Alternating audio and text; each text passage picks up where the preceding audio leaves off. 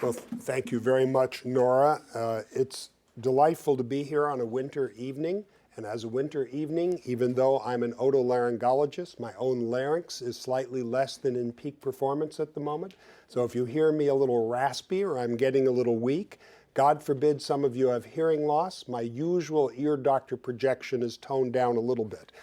Now, there are three parts to what I'd like to share with you this evening. The heart of this is to tell you about an initiative which we hold very dear and we're very excited about, which we've recently formed, which is a 10-year initiative which seeks to cure hearing loss, major forms of hearing loss, in a way analogous to the way we have cured polio or the way we have cured smallpox. And I'm going to tell you more about that large-scale integrated research initiative in a little time. But first, to help you understand the why and wherefore about it, I'm going to teach you a little bit about the human ear and how we hear and how hearing goes wrong. And then we're going to talk about the initiative, and I'm going to explain to you about the science of regeneration, not starfishes building another limb, but actually how the human ear potentially can be rebuilt and repopulated with the cells necessary for hearing. And then finally, after our discussion, if we have a little time for some fun, I'll tell you some neat things coming about devices that fit into the ear, not just for hearing, but that guy walking down University Avenue throwing his arms in the air is not necessarily schizophrenic anymore. They're often talking on a Bluetooth. And that means a great deal going forward, and we could talk about that. Now, this is the human ear, of course, and the ear has three parts. It has an outer part that consists of the ear canal and the eardrum, three little bones that carry the vibrations from the eardrum to the inner ear, a cochlea, which looks like a snail, that takes those vibrations and converts it into nerve impulses and sends those on to the brain, where they're then understood as a sound. Now, just to give that sense, you see the vibrations in the air striking the eardrum, going through the cantilevered chain to the inner ear, and the inner ear breaking up all the different notes on the piano keyboard and presenting them onto the nervous system in the brain.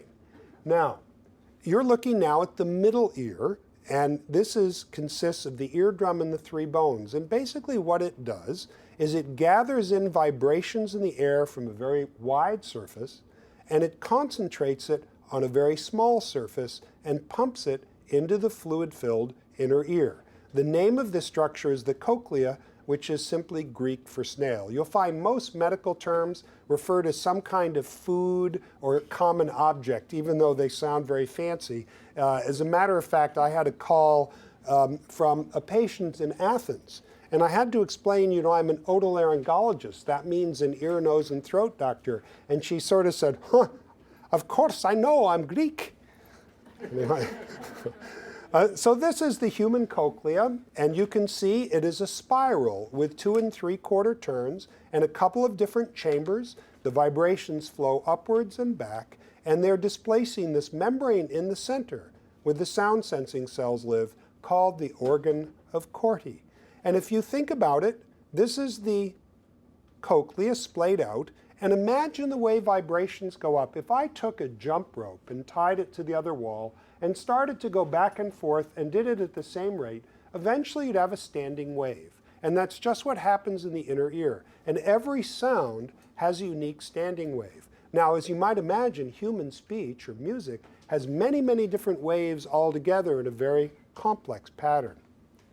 And here you can see that a low frequency, a low frequency has a certain unique area in the cochlea, and a high frequency, a unique area.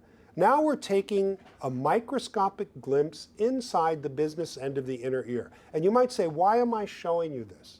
I'm showing you this because it's very relevant to what I'm going to tell you about how we fix broken ears and what future science brings.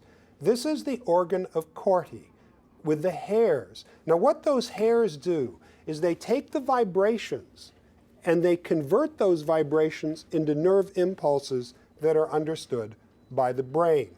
Now, the cochlea is like a battery. You think of these little hair cells. We've got engineers, right? This is Silicon Valley. Anybody who's not an engineer, raise your hand. No, I'm just kidding. So these are variable potentiometers. Basically, there's an electric charge, and when the hair bends, current flows through, as you see, depicted by the battery. Now, here you can see the human organ of Corti drawn beautifully by a wonderful artist I've been working with for many years by the name of Christine Graylap. And you can see that there are rows of outer hair cells and three rows of outer and one row of inner hair cells, and the bottom of the hair cells attached to the nerve fibers that are part of the hearing nerve en route to the brain. And here's an animation done by my colleague Nicholas Blevins. Nicholas Blevins is a brilliant ear surgeon, but he also is a very skilled three-dimensional rendering specialist, and he does these animations. So you can see the hair cells, inner and outer, moving back and forth. And that's how the inner ear takes vibrations and turns them into nerve impulses. And this just shows the ranks of hair cells, the way they exist in the inner ear. 1, 2, 3 o'clock. And hair cells are contractile. You see it? Bouncing back and forth. 9, 10, 11 o'clock, 12 o'clock, rock, we're going When you rock. stimulate them, they're like little muscles. Forgive the rock music. And in fact, we have a wonderful auditory research group at Stanford. We have about 70 people doing research on hearing and seeking to restore it. This is Tony Ritchie, who is a physiologist of hearing, and he made a fundamental discovery which was listed as one of the top 10 discoveries in all of science at Stanford in the last few years. And this was about ways that these hairs actually cause sound to be passed on to a nerve. Now, once the sound passes from the hair cells, it goes down little fibers into the nerve, and from the nerve, it passes up through the brainstem and to the brain to be understood as a sound, and then integrated with vision and integrated with the language sense to give you an image of what it means and to understand it. Now, let's begin talking about sound and how hearing is tested. Hearing is tested in a soundproof room by a professional called an audiologist. To understand hearing, you need to have some conversancy with sound. Now, I'm speaking at perhaps about 70 decibels. The threshold of hearing for a healthy young person is about 0 decibels. I didn't say a teenager because they all listen to amplified music with their iPods and they start to lose hearing when they're teenagers these days, as we'll talk about later. And then, of course, a very loud sound like standing next to a jet airplane on takeoff is in the order of 130 decibels. And if you were to stand there all day, you'd rapidly lose your hearing. Now, we measure hearing loss just like they do in vision. You know, in vision, it's 20/20, right? You can see 20 millimeters at 20 feet. Well, there's no exactly 20/20 in hearing, but 0 to 25 is normal. It's kind of like golf, low number wins, right? If you're over 90, you have very severe hearing loss, which means before you just hear a sound, it has to be extremely loud. Now, there are two things with hearing, and everybody here who's over the age of 50 knows this. One is, how loud is it? And two is, how clear is it? So we all go to restaurants, especially older men, including me, and everybody's talking, and I know they're talking, I just can't make out half the time what they're saying. So clarity is very important, and we also test the clarity of hearing.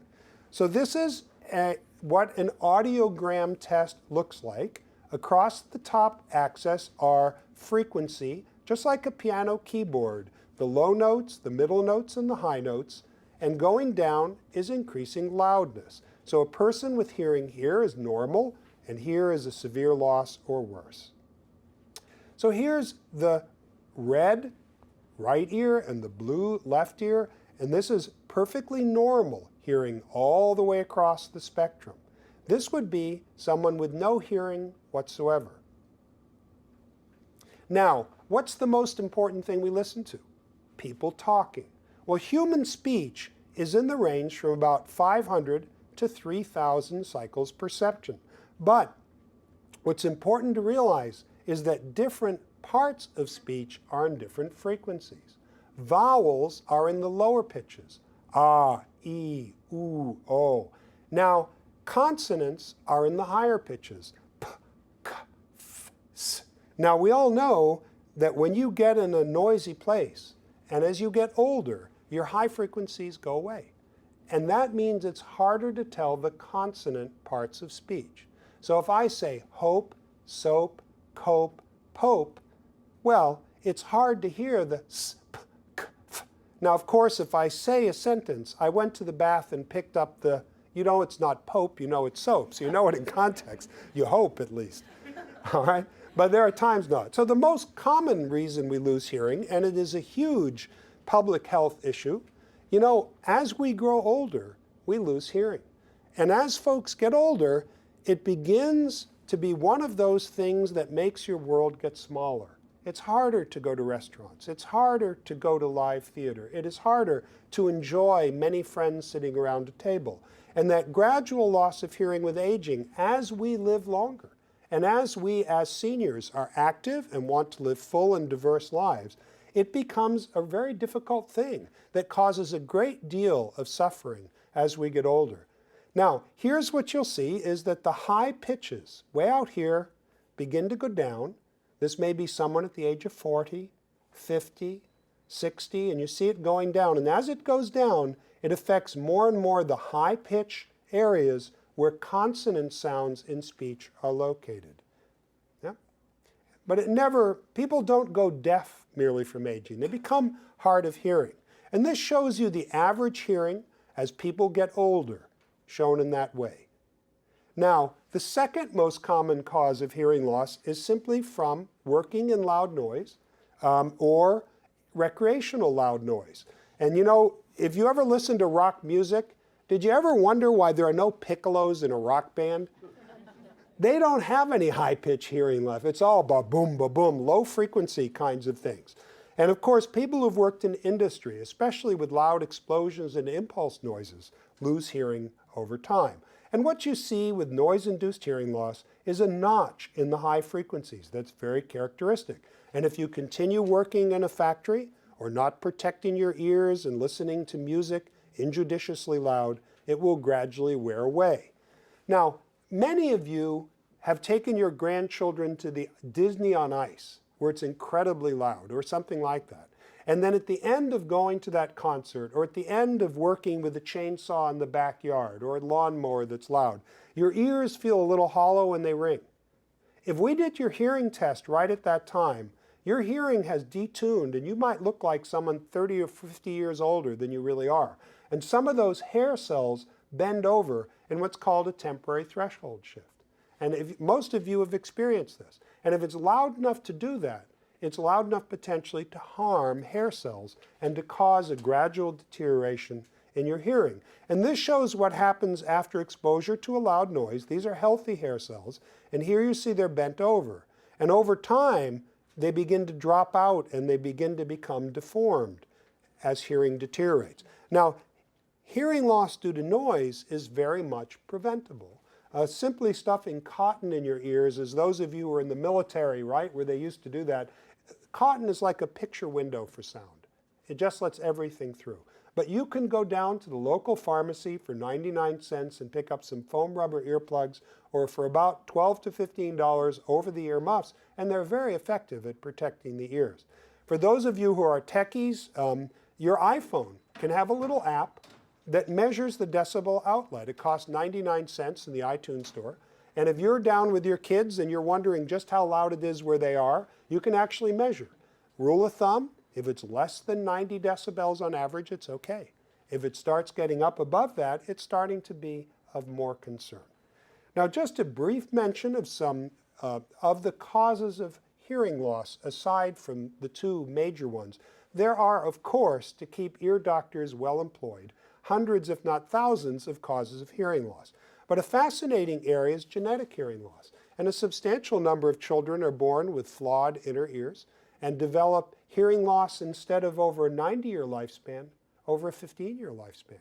And just like they went through a very rapid aging process. Others are born deaf or born with ears that are unstable and are very, very sensitive to wear and tear from loud noises, for example.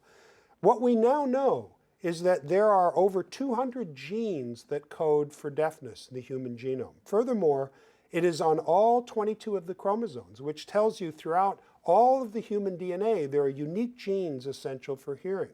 As a matter of fact, you might say years ago, just a few years ago, we all became aware that we had sequenced the human genome. It was all over the news, we sequenced it. Well, what good is it? What next? Well, once we've identified the code, the DNA code for a gene, we can elaborate its protein product.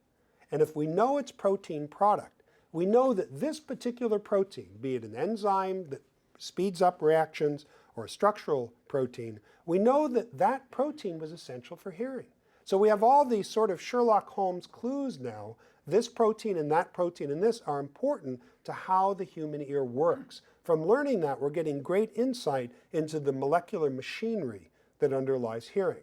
Now, an exciting thing is we have a wonderful geneticist, Mirna Mustafa, who's an auditory geneticist in my department. And what has happened now is that you can actually screen using something called a gene chip, where with a single drop of blood, it will compare a library of known genetic disorders and will be able to screen all of the known kinds of hearing loss quickly and relatively inexpensively. It is a junction between solid-state computer-type technology along with wet bioscience. It's a very exciting possibility. Now, I'm mostly going to be talking about the inner ear, because the inner ear we have almost no cures for today. Not none, but almost none. On the other hand, I'm going to start by talking about the middle ear, because you know the great triumph of ear surgery over the last 50 years is that we've conquered almost all diseases of the eardrum and the hearing bones. And this type of surgery for this kind of problem is quite routine now. It involves operating microscopes. Some of the operations are done working through the ear canal, literally through a tiny little opening it's almost like watchmaking, if you will, very delicate kinds of things. You know, you look at the tiny little instruments and little scissors, these are the size of the head of a pin. But it allows us to operate on areas like the human stapes bone. Stapes is simply Latin for stirrup, as in horse stirrup. And here you can see the job of the stapes, just like a piston in a car. It gathers the vibration and it pumps that vibration into the fluid-filled inner ear. Now here's a disease called otosclerosis. Oto, ear, sclerosis, hardening. And you can see the hardening of the ear around the stapes bone so that when the eardrum vibrates, that stapes bone is now resisted from the calcium. And we can take and remove the upper arch of the stapes and replace it with a little piston. And I'm going to show you some new drawings that Chris Graylap and I have just done in recent months to give you a little feeling for how this is done. Here's the ear canal and eardrum. Here's the hammer, the anvil, and the stirrup. Now, we've moved the eardrum aside, and the surgeon is measuring from the second bone, the incus, to the foot plate, the bottom of the stapes. We're then severing the joint. You have to remember the size of this is the fraction of the size of a head of a pin. We're then checking that the other two bones work. We remove a little tendon. We remove the upper part of the arch. With Chris's art, you can imagine it going click. Here with the drill, this drill is 0.6 millimeters in diameter, and then placing a tiny piston, and then crimping that with a little clever tool that allows you to tighten it. And then here we are at the end. And when this eardrum is put back in position and vibrates, the linkage goes through this artificial hearing bone to the inner ear and has a very high likelihood of restoring normal hearing. If Beethoven were alive today, we probably could have brought back his hearing, although I understood he did his Ninth Symphony while completely deaf, which is extraordinary. Now, other hearing bones can be replaced as well. You see these little replacement prostheses. They're usually made of titanium today. So that we're not talking about problems with the hearing bones, because we can fix those with today's technology. Similarly, if you have a hole in the eardrum, we can go in behind your ear and take a little lining of the muscle, a gray membrane that's just the right shape for the eardrum, move the eardrum aside, place a little bed to support it, and then put in the membrane, lay back the eardrum, and you see the membrane here? 95% of the time, we can fix broken eardrums routinely today. And sometimes we need to use fancy things like laser beams, and the reason for that, if we're touching the hearing bones, here's the upper part of the stapes, every time the surgeon touches it, it's like an explosively loud sound, and it could injure the inner ear. So the beauty of the laser is not a miracle beam. It delivers heat in a very precise way. But when you touch something with the laser, it doesn't make a vibration the way it would if it was your hand. Now, many of you may have heard about cochlear implantation. So earlier I told you there wasn't a great deal we could do for inner ear hearing loss. But I will tell you that total and abject deafness has already been cured in large part. If a child is born deaf today, they don't need to learn sign and live in a deaf institution for special education. Now listen, deaf culture I celebrate. Deaf education and sign language in its own sense can be wonderful. But if your child only knows how to sign, you can't go to Safeway and ask how much a can of peas is. You know, it's not an oral, widely used language. There is a device called the cochlear implant, which is a multi-channel electrical wire that goes into the inner ear, and it stimulates the hearing nerve. Now, here's something that's really key to understand and why our whole initiative to cure hearing loss will work. And that is that even though people talk about nerve deafness, it isn't nerve deafness. Deafness is almost always loss of those little hair cells, the sound sensing cells, within the inner ear. And what this device that's grown up over the last 30 or 40 years does is it has little electrodes that directly stimulate the nerves of hearing, bypassing the need to have hair cells. These adults and children, if you're totally deaf, it will bring back hearing. But let me be clear, it brings back partial hearing. It doesn't bring back normal hearing. It's also a very expensive and fancy device that requires surgery. And this just shows a little bit, putting this as the device against the head, showing how the wire is uncoiled within the cochlea. Now, I want to share with you the main reason we're here tonight, which is the Stanford Initiative to Cure Hearing Loss. This is an initiative which is large scale, it involves a number of disciplines, and our goal is to, within a 10-year period, to bring to clinical trials a cure for sensory, inner ear, hair cell deafness. Now, Helen Keller had a unique perspective. She said, you know, blindness separates us from things, but deafness separates us from people. The ability to hear our fellow man is central to what we are as human beings. The ability to communicate with friends and family and coworkers, to listen to music is essential. The loss of hearing is a great isolator. 2 or 3 out of every 1,000 children are born deaf. Half of all seniors over the age of 70 have very significant hearing impairment, and that can contribute to depression and isolation. There are about 36 million Americans with significant hearing loss, and there are hundreds upon hundreds of million around the world. In children, hearing loss impairs the ability to learn. It limits ultimate occupational choices, and it leads, of course, potentially to social isolation. Now, our initiative to cure hearing loss is not like most scientific initiatives. Most scientific research goes on in incremental ways.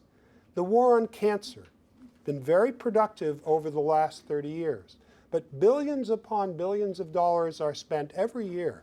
And yes, we're making inroads into childhood leukemia. Yes, we're making inroads into breast cancer. However, we have not categorically and fundamentally been able to cure cancer yet.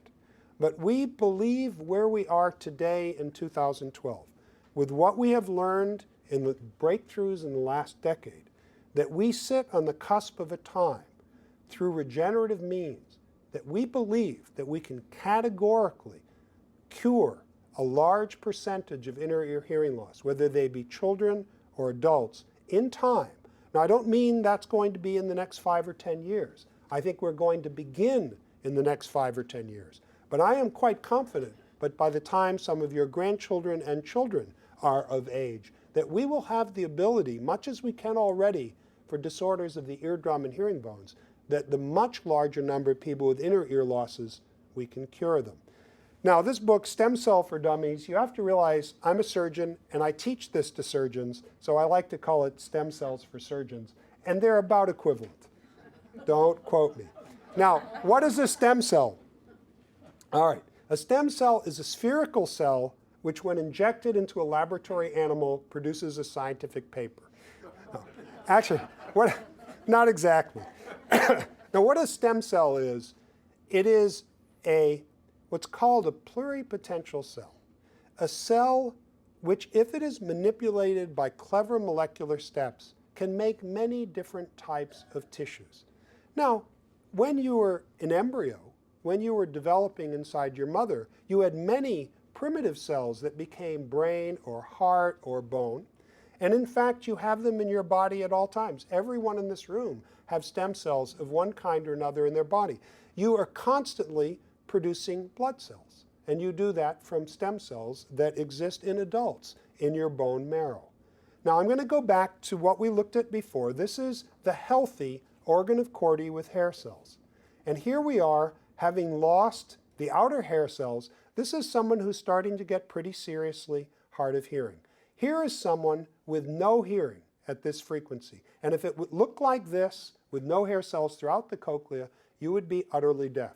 So here's our challenge. We have all these nerve fibers over here, but this epithelium lacks cells. So we need to be able to restore the hair cells there. And this is just my colleague Dr. Blevins' illustration in animation of how hair cells die. The outer hair cells, and then the inner hair cells, and then the nerve fibers lie there waiting for us to bring something back. Now you might say, why the ear? I mean, there are all these organs in the body. We're always talking about regeneration of the brain and the heart and the spinal cord and things like that. Well, I'll tell you why. Most organs in the human body, when they're lost, take for example the liver. If you've lost your liver, all you have is a scarred, hard, little rock-hard ball with no architecture remaining, no collecting ducts, no bile, conduits.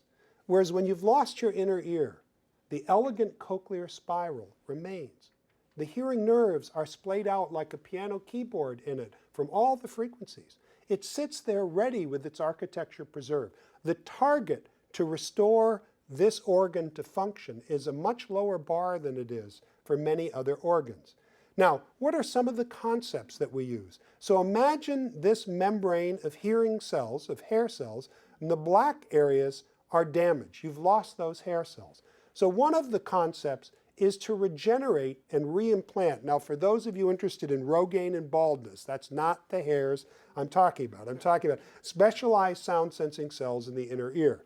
Now, conceptually, in a very simple sense, there are several ways one could do this. One could take these scar membrane cells and transdifferentiate them using molecular triggers and special markers to change them into a hair cell. The problem with that is you would run out of cells pretty quickly. Even better is proliferation. You see, this scar cell is being manipulated to divide, and the daughter cell becomes a hair cell. This just gives an illustration of that, again from Dr. Blevins, showing how in a deaf ear we've manipulated, this is all conceptual of course, and how a nerve fiber, you might say, God, that's a miracle. Why would the nerve fiber do that? I'm here to tell you that when you implant a stem cell into the ear and it differentiates into a hair cell, the nerve fibers grow and link up with it. It's a goddamn miracle, but that's what happens. Now, how would you go about doing this? Now, it turns out there are a series of different methods that you could use in regeneration, and I'm going to share with you these. Now, our initiative engages a series of different lanes, if you will. We have groups of scientists working in gene therapy and molecular modulation. I'm going to explain all these, developmental master genes and even electronic things. We're going to focus our efforts in all of these areas, and the ones that look most promising, we're going to concentrate our resources to move forward. Now, the first I'm going to mention is gene therapy. And what you see depicted here is a virus with a little snippet of DNA within it. And that virus is going to attach and communicate. And here you see the virus attaching to the scar membrane, injecting a specialized piece of DNA, which leads to the cell transforming into a hair cell. This is not science fiction. This is science fact. Even better, though, when you take a virus and you put it in the human body, you'd like it to stay where it started. You know, you don't want that virus injecting DNA where you don't want it to go. And it's very hard to keep a virus put in the body in one spot. So what we are looking for are molecular switches. That is to say, small molecules, small peptides, which are biologically active, that will actually cause things to happen within the cell. Now you might say, what things? Think about it this way. A baby, an infant at the 2-cell stage, right, has in the DNA all of the instruction set necessary to build a whole human being. You have that in every cell in your body, in fact, today. But it's all been switched off. Now, what we've learned about the development of the inner ear and the way that it happens in embryology inside a woman building a baby is that those steps and stages can be rekindled in adult cells. It's very exciting. And furthermore, excuse me. There you go. It's okay. I'll get it later. It's what happens when you operate today. Become popular. Let me go back to this, because you might think that for those of you inclined to understand biology, you might think the steps in human development to build an inner ear, a cochlea, within a fetus are very, very complicated and include a incredible number of substances that have to appear and then stop and new substances come in, and that if you did it wrong, we would all have 2 heads and 3 fingers, right? It would all be wrong. But it turns out that there are master developmental regulatory genes. In this case, something called atonal homolog 1, or ATO1, which has drawn huge attention. Because if you switch that gene on in a cell in the inner ear, there's a self-organizing cascade of molecular events that lead to the formation of a hair cell. Furthermore, Stefan Heller, who heads my lab, has found ways of doing this in these cells that used to support hair cells, where the hair cell has died, that can be manipulated to turn into hair cells and function. Now, everyone knows about stem cells, but that's a very simplistic concept. So what we're really talking about here is cellular therapy. But many of the cells that I've been telling you about are actually the cells within your body that can be influenced to change and proliferate down lines productive to replace lost things. Now, cellular therapy talks about bringing in, we've all heard embryonic stem cells, for example, from an embryo. And, you know, people have looked at umbilical cord blood. But more and more, we're talking about induced pluripotential cells. What the heck is that? Taking something from your body, skin, fat, and from that teasing out cells that are mature and bringing them back to a primitive state. And then from that state, proliferating them, and then bringing them back up to the end product that you want to make. So the likelihood in the future is that stem cells will be about taking the person in need of something's own cells and converting them across to form the tissue that you need. So this shows a stem cell transplant coming into the scar membrane in the inner ear and repopulating hair cells. Now, there are a number of ways those stem cells might get there. We might inject them in the ear, and they would be designed to attach to the scar membrane, one place or another. They might be injected in the bloodstream and have special affinity markers for the cochlea. And you know, there are other things that are coming about through this. For example, there are many medications and chemicals that will damage the ear. And our group is working on blockers that are designed to protect the hair cells which are damaged, to protect them with otoprotective substances, right? So that you don't lose it to begin with. Now, I'd have to say that based on what we know as of today, that I am greatly optimistic that in time, that we will overcome inner ear hearing loss. I don't know whether it will be through stem cells or whether it will be through molecular modulation. By that I mean, I should explain that there are functions in the cell. For example, the gene I told you, that gene, that master regulatory gene, that gene may be switched on, may be upregulated by a small molecule. And you know, there are now machines that will search through libraries of 100,000 or 300,000 small molecules against this one gene. Right? It's just incredible robotic automated system that will help you identify this. Now, I want to pay homage to Stefan Heller. Stefan Heller was the one who first identified the presence of stem cells within the adult inner ear, and he is recognized worldwide as the leader in this field. He has built, in my department at Stanford, what is widely recognized as the world's leading program, striving to regenerate the inner ear. It isn't very often that a search leads to the Sunday New York Times article. This is about Stefan Heller, and this was in a Boston newspaper. Stanford steals stem cell doc from Harvard. Our dean, who was from Harvard, loved this. Was also in the Harvard Crimson. What's wrong with us? We're losing these great people to Stanford.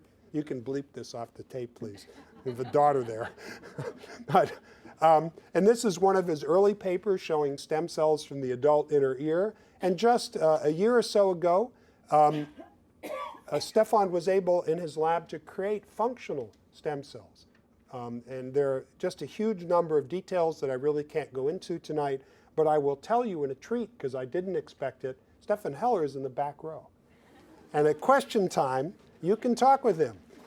So it's not very often at the doc talks. You get some good docs, but you don't get world-class scientists very often. So thanks for coming, Stefan. We have a great team of folks that are involved in auditory research at Stanford, including people in genetics and physiology. And they all work in a collaborative way together, bringing different skills. Because, you know, Stefan and his group may produce a cell that has hairs on the top and looks and seems just like a hair cell with its markers. But unless a physiologist looks at it and says that thing works electrically like a hair cell, and someone who can do hearing testing in an animal to prove that that animal actually has hearing restored, you really don't have the full package in that way. We even have that rarest of breed, the surgeon scientist. Some of us think that's an oxymoron or self-canceling phrase, but we actually have ear physicians and surgeons who are very fine scientists, who work together with basic scientists, helping to bring these innovations in the basic science laboratory towards human use. And some of the things that are being done are developing miniature endoscopes, little tiny viewing portals that can look inside the living inner ear. This is hair cells within the living animal inner ear. These are the blood vessels going directly to where the hair cells live in the inner ear. This is Nick Blevin and Mark Schnitzer's research. John Ogilvie is both engineer and surgeon. It's a wonderful combination of things. And John is able to non-invasively image inside the cochlea using things like optical coherence tomography. Now, it takes a village. It's a large group of people. Sometimes they look like a high school from Gunn or something. But it's an incredibly talented group of people that are involved in this research. There are a large number of people coming from all over the world constantly to learn from Stefan and his colleagues. If you look at how this program has grown, it started about 2005, and our research expenditures were almost nil at that time. The annual research expenditures are about $6.5 million now from this group. And this group is rapidly growing. And part of the reason we share this with you, that if there are those amongst you interested in helping this vision to happen, you know, research is an engine. And it is money which drives the engine forward. There's no question that we and other colleagues like us around the world will be able to achieve these goals much better if we have the resources to move this forward. We actually have a group of people with means and with friends with means who meet together with us every few months, and that we have now this website. You have the front page of it about our initiative, the Stanford Initiative to Cure Hearing Loss. And if any of you are interested in helping to talk with us about this, we would be delighted to chat with you or have you come and visit our laboratories to learn about it. We have actually 4 endowed chairs. That's me. Just kidding. And which is great. You might ask, why Stanford? You know, why is this growing up here? Why is this growing up now? Well, the now is the easy one. The discoveries and the technology have reached a ripe phase. Why Stanford? We have the world's most sophisticated regenerative medicine center. The Laurie Loke building, if you haven't visited it yet, has a beautiful Chihuly sculpture in the foyer. It has an incredible group of people, not just working on deafness, but in many different areas. And there are people, a large number of them, working just on the fundamental biology of stem cells and of regeneration and developmental biology. And we very much integrate and work with that group in order to bring that expertise in broader Stanford science to the focus purpose of overcoming deafness. We also collaborate, as you might imagine, with a number of entities across engineering, computer science, and other areas at Stanford. So our overall goal is to cure a deaf mouse in 5 years and a deaf human in 10. Do you have any questions or any comments? And Stefan, may I bring Stefan up? Stefan, come on up, if you don't mind. Let's give him a round of applause. You're going to need to stand by the mic, Stefan, I think. I haven't done anything and I get applause. Questions? Yes, ma'am. And I'm going to repeat them so others can hear. Yeah. The question is, can certain diseases such as pneumonia wipe out the hair cells? Stefan? No, I'll do that. That's a medical one. Pneumonia itself seldom would. The treatment for pneumonia with antibiotics occasionally, there are a few antibiotics that might do that. Now, backing up, there are many diseases which cause loss of hearing. For example, people whose kidneys don't work and are on dialysis gradually lose hearing. And there are a litany of other diseases that do, and many other diseases that don't seem to adversely affect the ears. For example, generally heart disease and diabetes and high blood pressure, which are huge health concerns, don't really affect hearing. Yes, the question is whether mumps. Now, most of you have to be a little older to remember measles and mumps, because the kids today go, what the heck are those? Because they don't get it today. Now, it turns out measles was the #1 cause of acquired deafness and blindness in rehabilitative centers for children through the 1950s. It was a huge scourge. Mumps, interestingly enough, is always one ear, one testicle, and one ear. That's why few men were ever made sterile, because it's only one side. One parotid gland swells up, one cheek, that's why you look full. So mumps can cause it, but it's only on one side, generally. Yes, ma'am? How about chemotherapy? Can chemotherapy cause hearing loss? The answer is yes. Certain kinds of chemotherapy can. And so one of the things I encourage my patients with pre-existing hearing loss is to mention to their doctors that they have it so that they can choose, if possible, medications that don't further it. In general, with chemotherapy, it's the platinum drugs, right? Cisplatin. Now, having said that, platinum is a very important drug in the treatment of cancer, and we bring many people through treatment with platinum drugs who have hearing loss by doing things, for example, like wearing earplugs, by using very slow infusion of the medicine, making sure you're well hydrated. These are things that oncologists, cancer specialists know very well. But you have to tell them you have hearing loss. Most doctors don't know. They can't tell to look at you, by and large. Yes, sir? Yeah, so the question is, it sounds like your initiative is on deafness, not hard of hearing. And the answer to that is, our initiative is very much based upon all forms of hearing loss. And if you look at hearing loss, it's like a pyramid. There's a tiny number of people at the top totally deaf, and a huge number of people at the bottom mildly affected, and then a bunch of people in the middle whose lives are significantly impacted. No, our goal is to be able to cure aging-related hearing loss.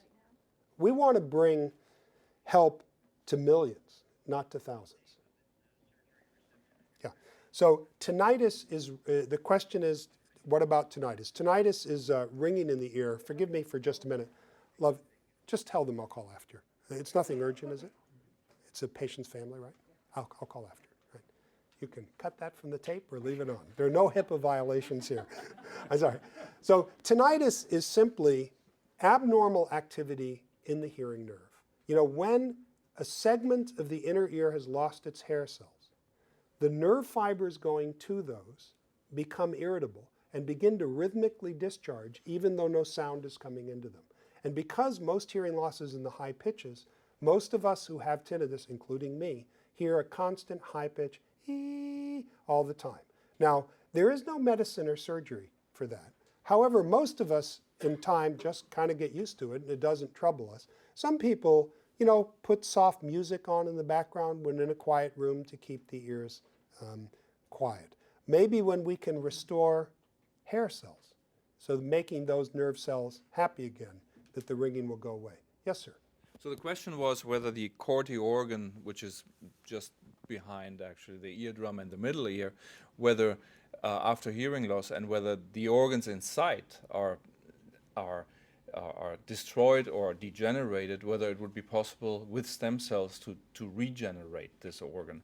And then this is our hope. This is what we are working toward. And then what Dr. Jackler said is the nice thing with the corti organ, with the cochlea, is that it provides a scaffold. The organ itself is still there, but the cells are gone. So the only thing that we have to reseed, if you can think about just putting in cells that have more juvenile or more potential with development, that it undergoes a developmental program which reforms the ear as it would form in an embryo. This is a dream that's going, I mean, we will not be able to reach this in one step. It's going to be stepwise and stepwise. And then the reason your question was very important with a hard of hearing patient which has only lost a few cells and not the whole structure of the organ, this will be the first group of patients that will actually benefit from this kind of research, because getting a few cells back into an organ is more simple than getting the whole network of cells to regenerate in there. So I think a first step will be to help people who are hard of hearing, to give them better frequency responsiveness and an ability maybe for hearing aids to work better with them, or maybe to replace a hearing aid. I don't know. I mean, I cannot look into the future, but this is a goal of us. And then the next step is to be able to totally rebuild the organ from within. But I don't know whether we can achieve this in 10 years, 20 years, in a decade or 2 decades. But I think we can do the first steps in the next couple of years. The question is whether or not someone who lost hearing from measles may be able to have hearing restored. Now, contemporary technology, contemporary technology with hearing aids, which, by the way, get better and better. They have a terrible reputation, but they're coming a long way in recent years, and the future is very promising, actually, for hearing devices. But you know, the telephone can work only as well as the wire can carry the sound. And if the inner ear is fundamentally damaged, no matter how good the device is, it's not going to work. The helping a child who lost the inner ears 30 years ago or 50 years ago from measles, who's now suffering in addition from the changes in aging, these are exactly the kind of people we're trying to help. We're not talking about today, we're not talking about even tomorrow, but we're talking about a reasonably foreseeable horizon using very different techniques that are not available today. Okay? The question was, for someone who has a profound one-sided hearing loss that is, you said nerve deafness, although I will tell you, from what I told you, it's not nerve deafness, almost never. It's usually from the inner ear. As of today, there are a number of things that can be done with someone with a good ear on one side and a deaf ear on the other. How about a half good ear on one side? Half is good. No. Well, so let me give you a few things. And now I'm going to step back from, you know, the beauty and dream of exciting research to today's practice, all right? When a person has a good ear on one side and a bad ear on the other, there are 3 disadvantages. One, it's hard to tell where sound is coming from, because that requires 2 ears to compare. So a person with one good ear and a bad ear is going to be turning the wrong way sometimes.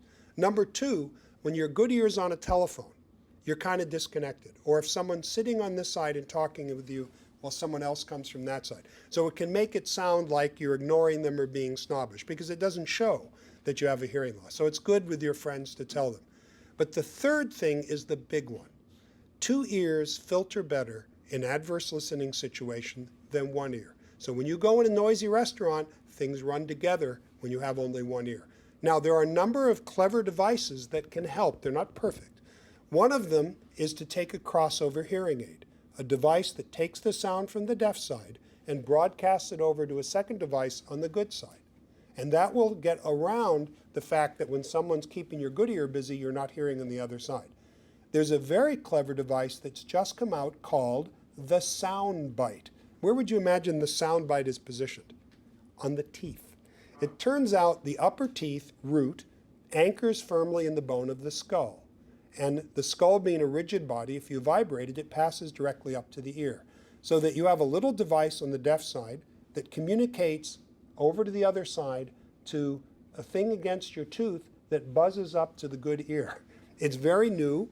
It's a little uncertain in the early versions how effective it will be, but so far it looks very promising. It's something we are one of the beta sites for at Stanford now. It is FDA approved, but we don't yet have thousands of people wearing it. So the question was, do iPods cause hearing loss, and is that a concern? Full disclosure, I have consulted for Apple before on this. The answer is yes, they do, and that it is of concern. When you're standing in an elevator and there's a teenager on an iPod or any listening device, and you're hearing the noise, the music really loud, you know, that's worrisome. It's probably too loud. Many of us would like to see these personal listening devices limited, especially for young people, and not reach levels that would never be permitted by occupational safety rules in an industrial setting. In Europe, they've capped it to 105 decibel output. It's a bit higher in the United States now than it is in Europe. I think that there will probably be some agreements within the industry and some advice coming out of Congress to help limit that to some degree. Right. It is possible to listen to your ear device too loud and cause injury. But that's also true with your television. It's also true, you know, with a normal music player as well. It's not unique to ear devices. They are safe if you're not listening to them at too high. Yes. So the question is, are they safe if you're not listening too high? Comfortable levels of sound, even if you listen to it 24 hours a day, 365 days a year, don't cause hearing loss. It's only when it's above a certain level that way. You know, one of the tests whether your life has that kind of sound that I recommend to people, when you've been out driving and listening to the radio, and you've been driving on the freeway at high speed, and you get home, leave your radio on. The next morning when you come out and you turn your car on, if you go, oh my God, you've been running too loud, because you add the loudness to the sound of the road noise and the windscreen and all that. And that can get up to a level that can for vulnerable people. If you take 100 people and put them in a loud factory, some people rapidly lose hearing, they have tin ears. Some people have steel ears. They can be in a factory for years and not have much loss. But most of us are in the middle. There's some vulnerability and we'll lose hearing. Yes, sir. Yes, of course. Yes, we have a sizable group of ear specialists that do. We usually, because we're so specialized, ask you to see a community ear, nose, and throat doctor first. You know, but if you really would like to come to the university, we're happy to see you. We're tending to see more triples and home runs than singles, if you will, more people with complicated problems or complicated needs. But we do welcome, especially with our neighbors and friends here around Stanford community, we welcome, and we'll do our best to have you see one of our physicians. Yes. Yes. Yeah. So the question is a good one for Stefan. And the question was, might the techniques for rejuvenation of the inner ear also be used in other senses, for example, taste? So yeah, I think the techniques per se are generally applicable, and I think there are groups working on regeneration of smell, regeneration of taste, vision, hearing, and vestibular sense. And I think we all learn from each other. So advances that are happening in any of these fields will be translated very rapidly to the other field, because we are not in a vacuum. We will know what other people do. So people working on taste, and I can tell you there are not so many people working on taste. I mean, the the biggest health issues are actually the issues where people work most on, and hearing loss leads to more problems for affected people. Although I wouldn't say that if you lose your taste or your smell, which is connected to the taste, that this isn't an issue. I think if you lose, I enjoy wine and I enjoy certain things in life, and then they just don't taste as good if you cannot experience them anymore. So in general, yes, I would say implementing them into a generally clinical practice will probably be delayed and come after vision and hearing. I think these are the two major research areas. But it's not that people are not working on it. Thank you. I'll give you an interesting anecdote about hearing versus taste. And I was on a panel a number of years ago where it turns out there's a little tiny nerve called the chorda tympani that goes through the ear and is sometimes injured in ear surgery, and it supplies the tongue. And there were a number of people from different countries around the world discussing whether that nerve ever got lost in surgery. And one of the surgeons was from Paris. And what he said was very simply, "Et franchement, never." Yes, sir. There is. So anyone, essentially, anybody who has inner ear hearing loss has also, in a quiet room, a spontaneous noise in the ear. There are some medical ear diseases that give low-pitch hearing loss. And those people, instead of hearing a high-pitch ee, they hear whoosh all the time. And some people have variable tones. So if I were to say that 3/4 of people over the age of 70 have hearing loss, that's exactly the same as saying 3/4 of people over the age of 70 in a quiet room hear ringing.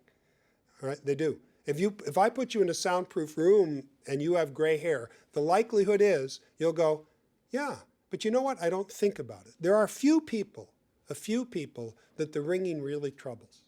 And it keeps them awake at night and it makes it hard to concentrate.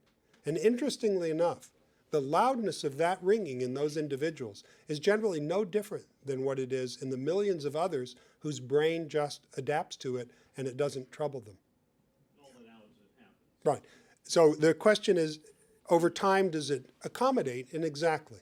If any one of us, at any time in life, the ear suddenly goes bing and makes a loud noise. That happens, right? And you imagine that if you had a loud screaming in your ear all day, it would drive you pretty crazy and you'd feel pretty lousy about it for a time.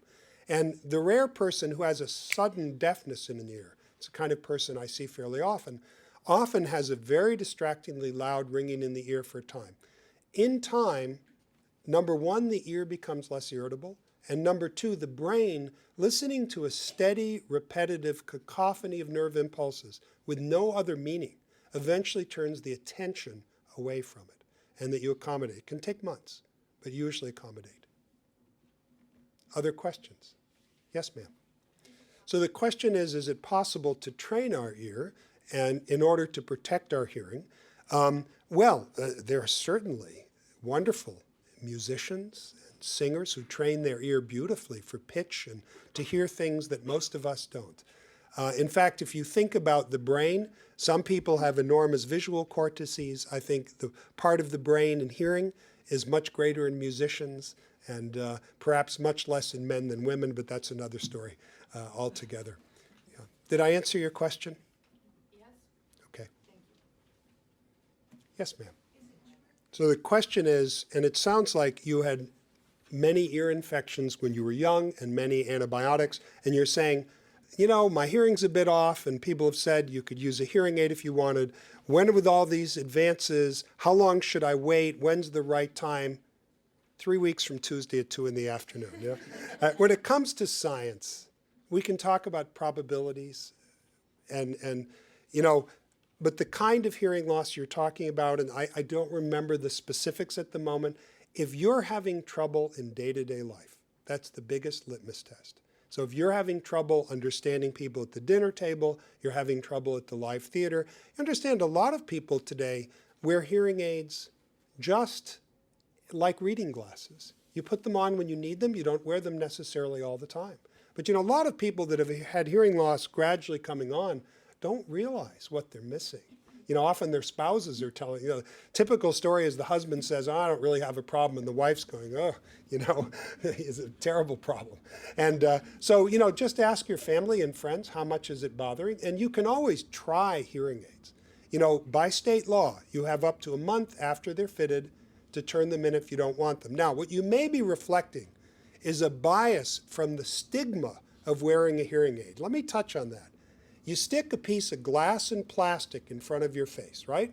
It changes the way you look, right? But you think somebody wearing eyeglasses is smarter, and you think somebody wearing eyeglasses is fashionable. You stick a putty-colored thing in your ear, and you lose 20 points in IQ, and you're 10 years older, right? Wrong. That stigma just changed. You watch all the kids. What are the kids doing? They're changing it. They're wearing Bluetooth devices. Pretty soon, wearing a device on your ear is going to be more common than wearing a wristwatch. It's going to become a universal conduit. You know, 30 years ago, we put computers on everybody's desk at home. Then over the last decade or so, we've linked them up and out to the internet. But that space between you and the computer, that last 2 feet, is still what Smith Corona developed in a typewriter 110 years ago, right? The man-machine interaction is the next new thing. Hearing devices, the human ear and the human voice, will be the first 2 senses routinely linked man and machine. So wearing an ear device for all sorts of reasons, you don't need a cell phone on your hip. I used to have one here. You don't need a cell phone on your hip. You can have a little thing on your ear. Cell phone, call home, voice activation, right? But that thing that's on your ear can also be your ear pod. It can have thousands of songs or audiobooks. It can be your GPS. I'm driving down the street to 1010 Main Street, and it tells me, oh, turn left in 1,000 feet. Turn left now. And I'm walking up to that house. John Smith lives there. And I say to my ear device, John Smith, 1212 Main Street. What's John's wife's name? And in my ear comes Mary. You have an audio web. But of course, if Mary speaks only Chinese, and you have some architectural connection, this is coming. You speak to me in Chinese, and this device will speak to me in a proper British accent, or if you prefer Kiwi or an accent from New Orleans. This is coming. That's going to take a little time, but not that much time before that will come. Now, my point being to your question, that once wearing a device on your ear becomes absolutely routine and normal, indeed an essential part of day-to-day life, there's no stigma to it. As a matter of fact, Grandpa will go to the senior center, even today, and go, hey, look at this thing I got, man, it's the latest, you know, and be excited about it. So the stigma about not wearing it, yes, sir, you look great. But the stigma for wearing a hearing aid is rapidly going away, okay? And they're merging. The devices today do what Bluetooth devices do. They'll communicate with your phone. They'll communicate with your iPod. So they're really becoming multi-purpose devices. In time, normal hearing people will wear them all the time. And once you've got these things on everybody's ears, all you need to do is to build in the necessary amplification for people with hearing loss. And it does dual purpose. It still won't give you back an inner ear that doesn't work well enough to give you clarity. And that's millions of people, and that's what we're talking about overcoming. But people with mild losses or losses due to scarring of the eardrum. I think we're getting a little bit late, Nora. How are we doing? Up to everyone. Is there a question or two more? Yes, ma'am. So the question is, if a person sleeps with the radio on all night, will it be harmful to the ear? No, but it might affect your marriage. Unless he snores, in which case he deserves it. Right. Yes, ma'am. Sure. The first question is, when are we going to start clinical trials? And the simple answer is absolutely as soon as we can. But this is a process that is first led by science and innovation, and then leads to very cautious clinical trials, and then broadens out. Now, you live in a community where those clinical trials will very likely be tried for the first time in the world. So that's an opportunity. It is a time away. We're at a stage of intensive research. I don't mean to kid you that we're around the corner from discoveries that implement to cure hearing loss. Merely that we have many good sound reasons to feel that that will be coming soon. The second question is, what's changing in hearing aids, and why are they becoming better? Well, Most importantly, they're beginning to be able to distinguish background noise from human speech. That requires very fancy digital processing very quickly. When you watch a movie and the speaker's slightly off in the movie, it drives you crazy. So in order to do that, you have to have a whole computer built inside this tiny little device at the level of your ear. Many advances are coming in computer processing and miniaturization. Today, for example, they use tricks. So a device might have two microphones, one facing forward and one facing back. And it makes the reasonable assumption that the person you're speaking with is in front of you, and the background noise is behind you. So it makes a manipulation that de-emphasizes the sound behind and augments the sound in front. This is the level that we're at today. Hearing aids are much better today than they were 10 years ago, but they're still not perfect by any means. And they are still limited by the fundamental inherent clarity of the ear. The very finest piano played loud is going to sound very off to someone. Now, I will tell you that there are new devices coming online. And so I'll give you one example. Can you imagine a photonic hearing aid, one that's driven by light? So this is under development currently by one of our clinical professors in a company called EarLens. What they do is make an extended wear contact lens for the eardrum. It goes way in the ear, and on its surface, it has a photovoltaic like you'd have on your roof. That photovoltaic is hit by two different lasers. One laser that's like sunlight, it powers it. And there's a little micro motor. The second laser light goes in and it gives the signal, the sound.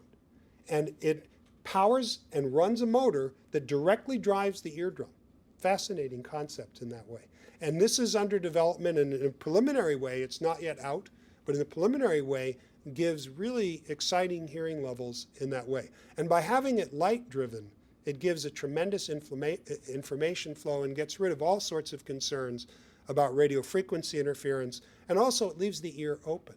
You know, when you put a device in that clogs the ear, it's very unnatural. For those of you who wear hearing aids, you know when you chew your food or hear yourself speak, it sounds different when you clog your ear, right? But having your ear open is much better and more natural. Maybe one or two more questions, perhaps something for Dr. Heller. Great. Thank you very much for coming.